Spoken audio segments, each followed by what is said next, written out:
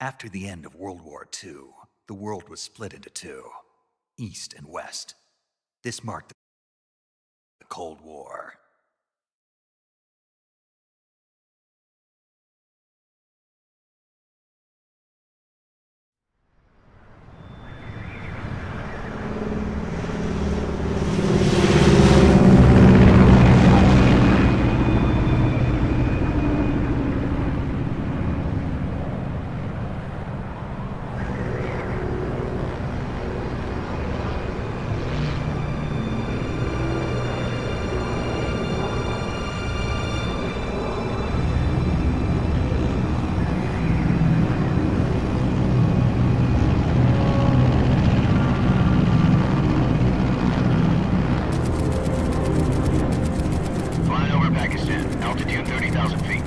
Approaching Soviet airspace.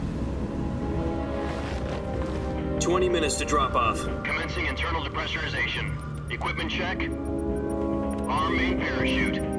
All right. You ready to go? Drop zone still showing a high pressure mass.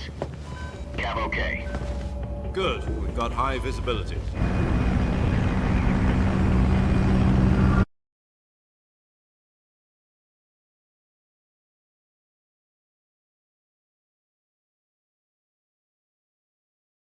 Put out that cigar. Connecting oxygen hose to interior connector. Put on your mask.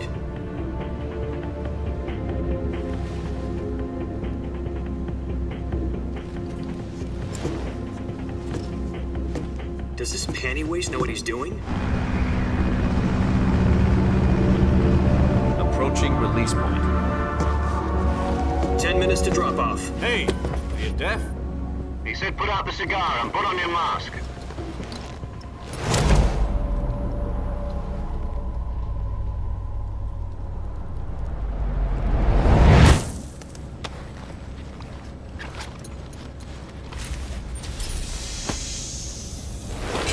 Depressurization complete. Checking oxygen supply. 6 minutes to drop off. Opening rear hatch.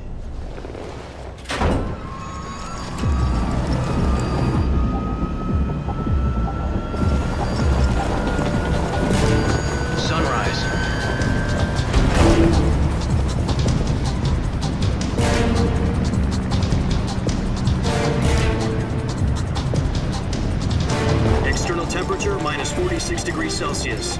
2 minutes to drop off. Stand up. You'll be falling at 130 miles per hour. Try not to get frostbite from the wind chill. 1 minute to drop off. Move to the rear. Activate bailout bottle. This is one for the history books. The world's first halo jump. 10 seconds to drop off. Stand by. Status okay, all green. Prepare for drop-off. Countdown.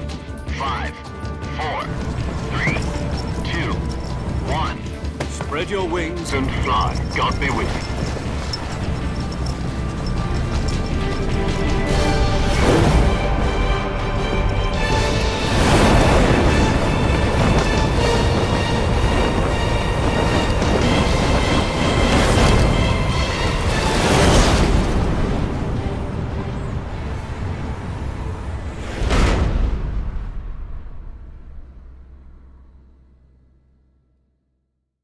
Jack, I've got some important news. The head of the CIA has finally given us the green light for the Virtuous mission. Virtual mission? No, the Virtuous mission. The future of our Fox unit depends on it. If it succeeds, we'll be officially organized into a unit. Virtuous mission? Sounds like some kind of initiation ritual. You know, don't get cocky. This isn't a training op. Right. So what exactly is this wonderful mission? Well, about 2 years ago, a certain Soviet scientist requested asylum in the West through one of our moles. His name is Nikolai Stepanovich Sokolov. He's head of the OKB-754 Design Bureau, one of the Soviets' top-secret weapon research facilities, and the East's foremost expert on weapons development. Sokolov, isn't he that famous rocket scientist? The very same. On April the 12th, 1961, the Soviets achieved the first manned spaceflight in history. The Earth was blue, but there was no God. Well spoken. The rocket that carried Yuri Gagarin into orbit was the A-1, known as the Vostok rocket. Sokolov is said to be the man most responsible for the multi-engine cluster used in that rocket. After Gagarin's flight, Sokolov left rocket development to become the head of the newly established Design Bureau. From a lowly technician to head of a design bureau, that's quite a success story, so why'd he want to defect? It seems he'd become afraid of his own creations. Afraid? Call it a crisis of conscience. And for that, he left his country and his family behind and went over the fence? Not exactly. One of his conditions was that his family was also to be taken safely to the west. We used a mole to get the family out first and succeeded in sneaking Sokolov over the Berlin Wall shortly afterwards. I was the one who conducted the operation. The security on the eastern side was still full of holes back then. Then what? We got Sokolov over in one piece, but the whole ordeal had left him exhausted, and we checked him into a hospital in West Berlin. It took him 2 weeks and more than 600 miles to get from the research facility in the Soviet Union to Berlin. He was in no condition to say anything coherent.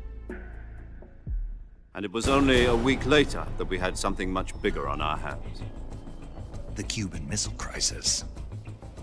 October the 16th, 1962, President Kennedy received word that the Soviets were in the process of deploying intermediate-range ballistic missiles in Cuba. The President demanded that the Soviets dismantle and remove the missiles. At the same time, he announced a naval blockade to prevent further missile shipments from reaching Cuba. But the Soviets didn't back down, instead placing their armed forces on secondary alert. Soviet transport ships carrying missiles continued on course towards Cuba.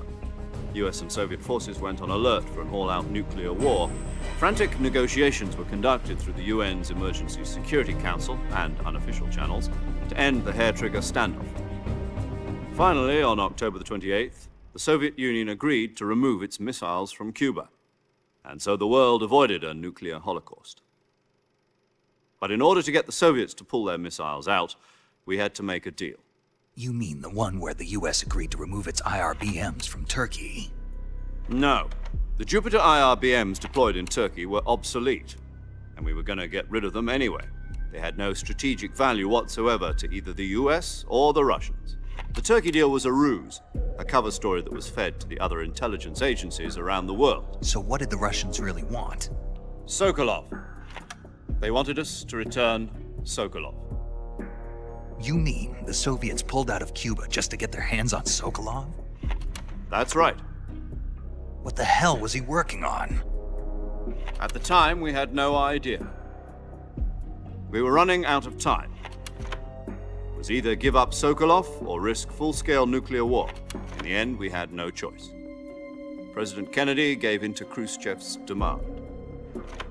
The next day, I got Sokolov out of the hospital, handing him over to agents on the eastern side.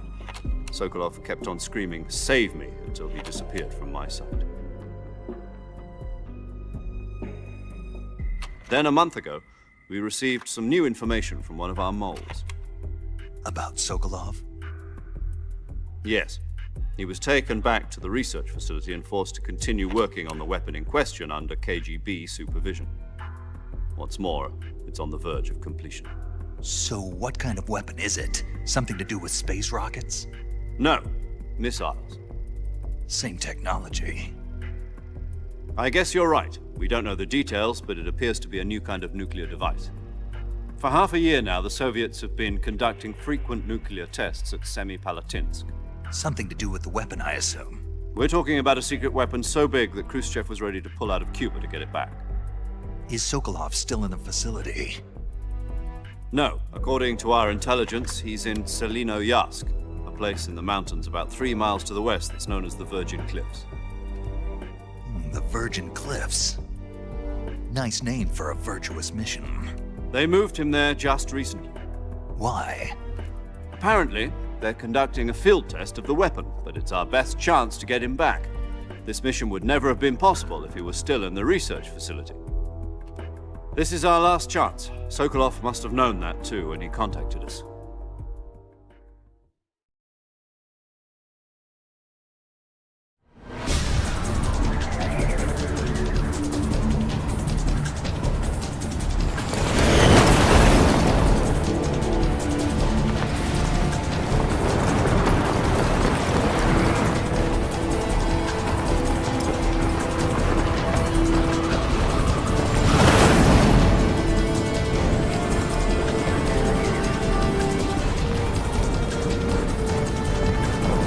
Listen up, Jack. Your mission is to infiltrate Selino-Yarsk in the Soviet mountains, ensure the safety of Sokolov, and bring him back to the West.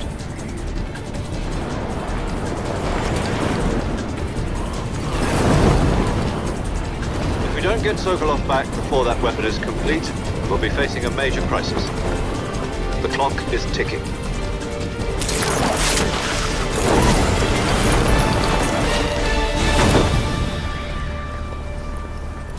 Once we've confirmed the rescue of Sokolov, stand by at the recovery point. A recovery balloon will be dropped at that point. Helium will be pumped into the balloon to inflate it. The process takes about 20 minutes. Once it's complete, the gunship's arm will latch onto the balloon and pull it up. The Fulton surface-to-air recovery system. I'm familiar with the theory. Take it easy. It's been combat proven. Do you think Sokolov is up to it? The shock will be less than during a parachute jump, and the arm can handle up to 500 pounds. So you're planning on going over the border in a single combat Talon? She's equipped with two 6-barrel 20mm Vulcan cannons, as well as two 40mm machine guns. Sounds like she could hold her own against a battalion of tanks. Even with the fuel in the reserve tank, we're facing a 4-hour time limit. If all goes well, it shouldn't take more than a few hours. Home in time for dinner. But if anything goes wrong, you'll be eating dinner, breakfast, and all the rest of your meals in the jungle.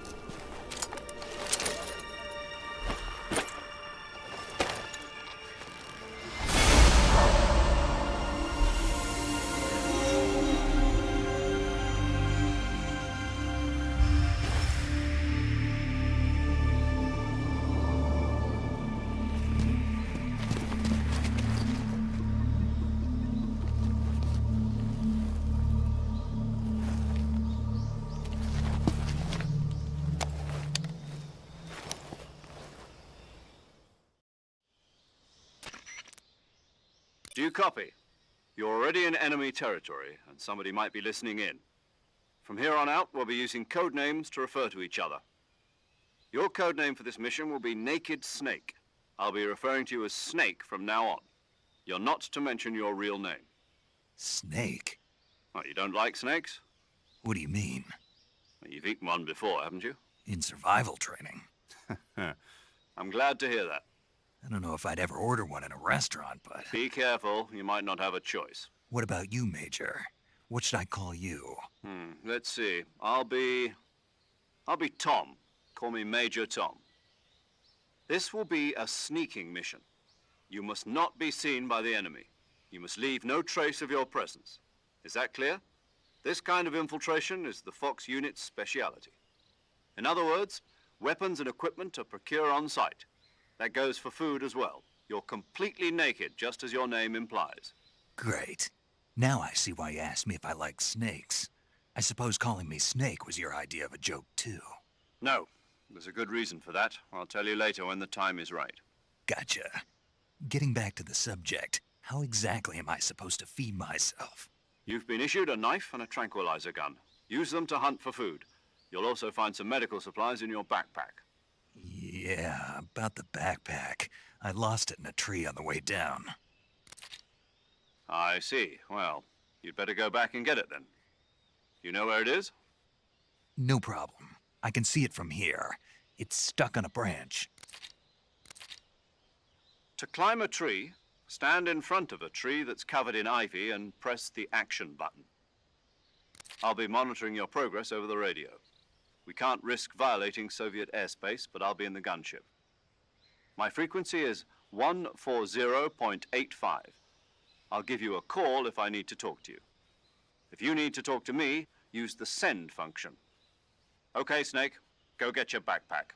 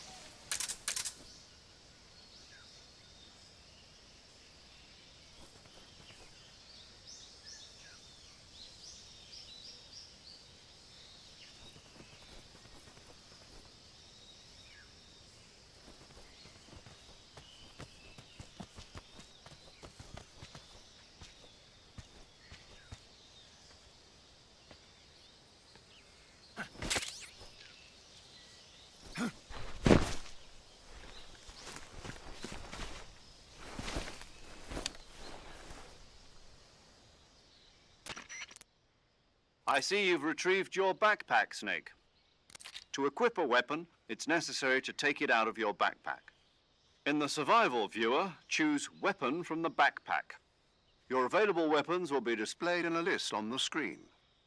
From that list, choose the weapon you want to equip and press the Enter button. For other equipped items, just do the same thing from Item. Got it. Use the survival viewer backpack. Yep, that's right. Survival is fundamental to this mission. After you've been out in the field for a while, your stamina will start to drop. If your stamina gets too low, it'll affect your performance.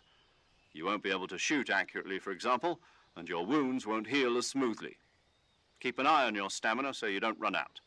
To recover lost stamina, you can hunt for local flora and fauna. You can use either your tranquilizer gun or your knife to hunt. My only weapon is a Mark 22 Hush Puppy tranquilizer gun? That's right. It's been fitted with its own suppressor. However, the suppressor will deteriorate every time you fire. Once its durability reaches 0, the noise suppression effect will be gone. So don't get too trigger happy with it. The suppressor's durability is shown in the icon. Any weapons and equipment beyond what you're carrying now, you'll have to find as you go. I have to find my own weapons and equipment? Whose crazy idea was this, anyway? Solo covert actions are standard Fox operating procedure. You can't leave any traces of your presence. No weapons, equipment, footprints, sweat, or bodily waste. The same goes for bullets and cartridges, too. Your presence in enemy territory is already a violation of international conventions of warfare. There aren't supposed to be any American soldiers in Russia. It could spark an international incident. You can't let anyone see you. You can't let the enemy know you're there. This is a stealth mission. You're a ghost, Snake, in every sense of the word. And there'll be no rescue if you're captured. The military and US government will deny any involvement in the affair. Then I'll just have to take care of myself, huh? I'm afraid so. You've been given a fake death pill for that purpose. SIS guidelines stipulate that soldiers on covert ops like this one be issued a potassium cyanide capsule. Tape it to your body so you can take it when you need to. How generous of you. Use it if you're taken prisoner by the enemy. It'll send you into a state of false death for a short time. Fooling them into thinking that I'm really dead. So how do I come back to life? Just take the revival pill. You mean that thing they put in my tooth before the mission? That's the one. But be careful. If you remain in a state of false death for too long, nothing will be able to bring you back. Remember that. I'll keep it in mind. You said this was a solo mission, right? Right. I guess that means I can't count on any reinforcements. Correct. The mission rests entirely in your hands. A real one-man army. Relax. There's a support team ready to back you up over the radio. Who? I'll introduce them to you. This time, survival is of utmost importance. The first member of the support team will be in charge of monitoring your physical condition, acting as well as recording your mission data. She's a member.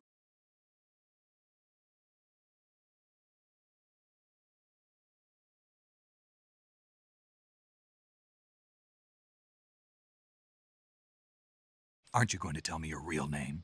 Are you going to tell me yours, Mr. Snake? My name, huh? It's John Doe. And they call you Jack for short. You're a regular Captain Nemo. A name means nothing on the battlefield. After a week, no one has a name. What's your name? Jane Doe. Very funny. I wasn't joking, but I'll tell you my name only if you manage to make it back alive. My frequency is 145.73. She's also in charge of recording your mission data. Whenever you want to save, send a message over the reserved save frequency, 140.96. So saving lets me record my mission data. That's right. It also records the state of your health. Good to know.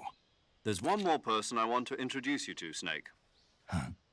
Speaking of snakes, you remember the boss, don't you? A legendary soldier and your mentor. Actually, it was the boss that got the DCI's authorization in the first place. She's going to be serving as Fox's mission advisor. The boss is? She also helped me plan this mission. She and I were at SAS together. Jack, is that you? How many years has it been? Boss? That's right. It's me. Talk to me. Let me hear your voice. It's been 5 years, 72 days, and 18 hours. You've lost weight. You can tell just by the sound of my voice. Of course I can. I know all about you. Really? Well, I don't know anything about you. What's that supposed to mean? Why'd you disappear on me all of a sudden? I was on a top-secret mission. You didn't need me anymore. But there were still so many things I wanted you to teach me. No, I taught you everything you needed to know about fighting techniques. I taught you all I could. The rest you needed to learn on your own. Techniques, sure. But what about how to think like a soldier? How to think like a soldier? I can't teach you that. A soldier needs to be strong in spirit, body, and technique. And the only thing you can learn from someone else is technique. In fact, technique doesn't even matter. What's most important is spirit. Spirit and body are like two sides of a single coin. They're the same thing. I can't teach you how to think. You'll just have to figure it out for yourself. Listen to me, Jack. Just because soldiers are on the same side right now doesn't mean they always will be. Having personal feelings about your comrades is one of the worst sins you can commit. Politics determine who you face on the battlefield. And politics are a living thing. They change along with the times. Yesterday's good might be tomorrow's evil. Is that why you abandoned me? No, it had nothing to do with you. I already told you, Jack. I was on a top-secret mission. A soldier has to follow whatever orders he's given. It's not his place to question why. But you're looking for a reason to fight. You're a natural-born fighter, but you're not quite a soldier. A soldier is a political tool, nothing more. That's doubly true if he's a career soldier. Right and wrong have no place in his mission. He has no enemies and no friends. Only the mission. You follow the orders you're given. That's what being a soldier is. I do whatever I have to get the job done. I don't think about politics. That's not the same thing. Sooner or later, your conscience is going to bother you. In the end, you have to choose whether you're going to live as a soldier or just another man with a gun. There's a saying in the Orient, loyalty to the end. Do you know what it means? Being patriotic. It means devoting yourself to your country. I follow the president and the top brass. I'm ready to die for them if necessary. The president and the top brass won't be there forever. Once their terms are up, others will take their place. I follow the will of the leader, no matter who's in charge. People aren't the ones who dictate the missions. Then who does? The times. People's values change over time, and so do the leaders of a country. So there's no such thing as an enemy in absolute terms. The enemies we fight are only enemies in relative terms, constantly changing with the times. As long as we have loyalty to the end, there's no point in believing in anything, even in those we love. And that's the way a soldier's supposed to think? The only thing we can believe in with absolute certainty is the mission, Jack. All right, but do me a favor. What is it? Call me Snake. Snake. Oh, right. Your codename is Snake. It suits you well. That's right. The legendary unit that the boss put together during World War II was a snake. The Cobra unit, a group of heroes that brought the war to an end and saved the world. As long as you've got a legendary hero backing you up, you'll be fine. Isn't that right, Snake? Yeah, I can't think of anyone else I'd rather have with me. Oh, and one more thing, boss. Yes? It's good to hear your voice again. Same here. After all, who knows if either of us will make it out alive? Snake, you are always best at urban warfare and infiltrating buildings. But this is the jungle. Survival is going to be key. Those CQC techniques I taught you are sure to come in handy. CQC? Close quarters combat, huh? I've been in the Green Berets for the past few years. I'm probably pretty rusty. Not to worry. I'll be here to help you remember. After all, this is your first actual survival mission. I'll be supporting you over the radio. Where are you, boss? Next to the Major? The boss is communicating with us by radio from aboard a Permit-class submarine in the Arctic Ocean. My frequency is 141.80. Call me if you need my advice on battle techniques. Gotcha.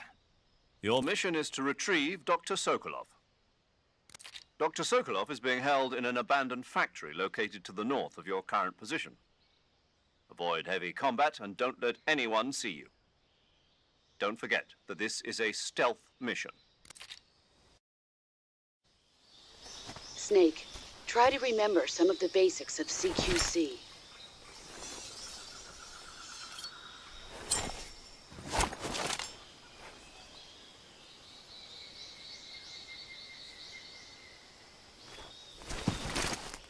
Commencing virtuous mission now.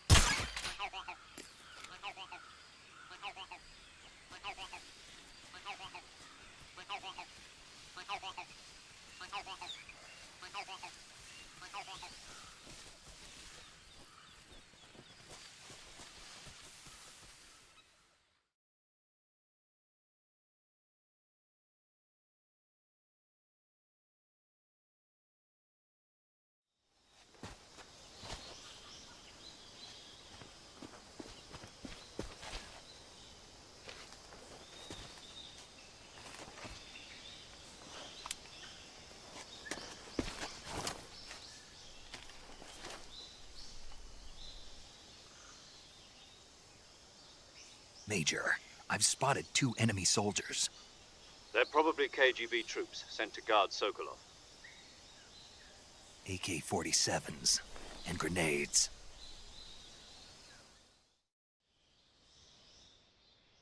Snake, your presence in Soviet territory is already a violation of international law. We can't let the Kremlin find out that the CIA and the American government are involved. Contact with the enemy is strictly prohibited. Don't engage them in battle either. This is a stealth mission. Got that? The Major is right. The point of this mission is to sneak through the jungle without being seen. The success of the mission depends on how well you use your camouflage. Change your camouflage by selecting Camouflage from the Survival Viewer. The Uniform option lets you pick your uniform, while the Face option lets you change your face paint. Choosing camouflage that blends in with your surroundings will help you conceal yourself more effectively. Also, don't forget that anything that moves will stand out in the jungle. If you just stand up and run around like an idiot, you're bound to be spotted. But if you crawl instead, you should be able to sneak by without being noticed. You can see how effective your camouflage is by looking at the Camo Index. The Camo Index shows how well your current camouflage blends in with the surrounding area. The higher the value, the harder you are to spot, and vice versa. The key is to make yourself one with nature. Keep that in mind as you go along, okay?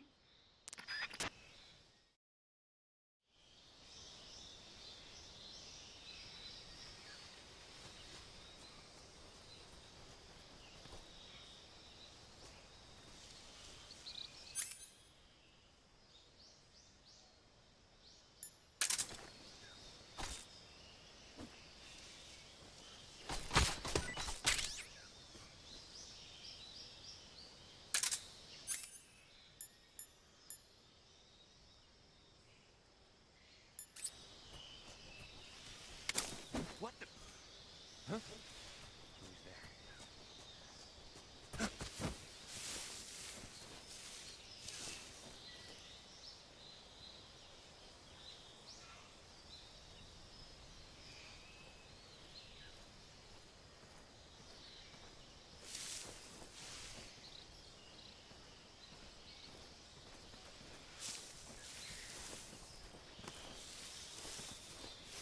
Nobody here.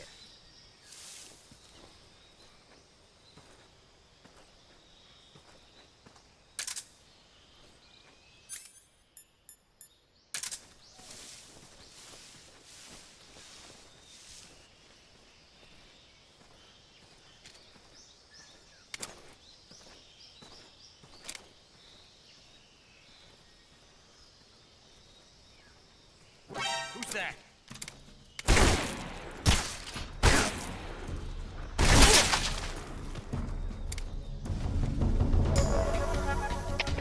HQ, respond. This is HQ. Patrol here. Enemy sighted. Requesting backup. Acknowledged. Sending reinforcements.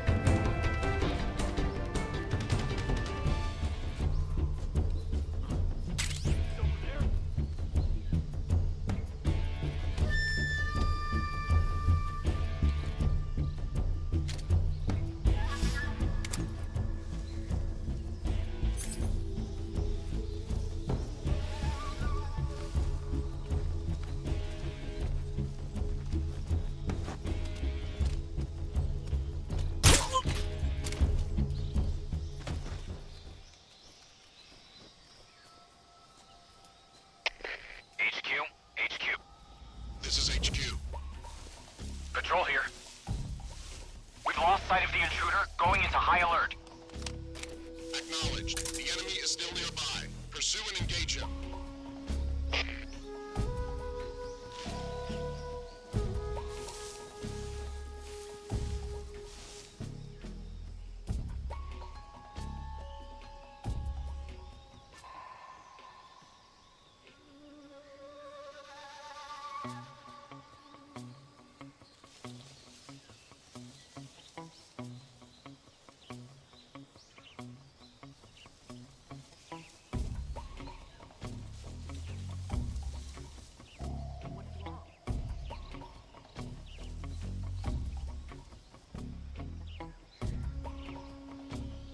What's wrong?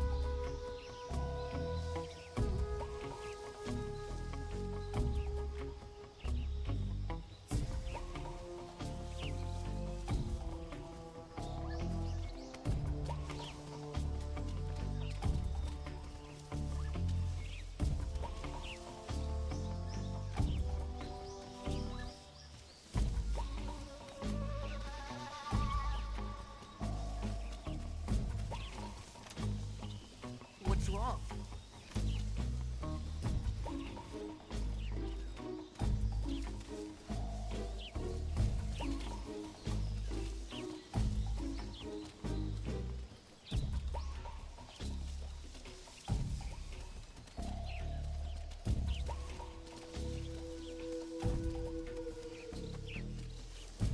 What's wrong?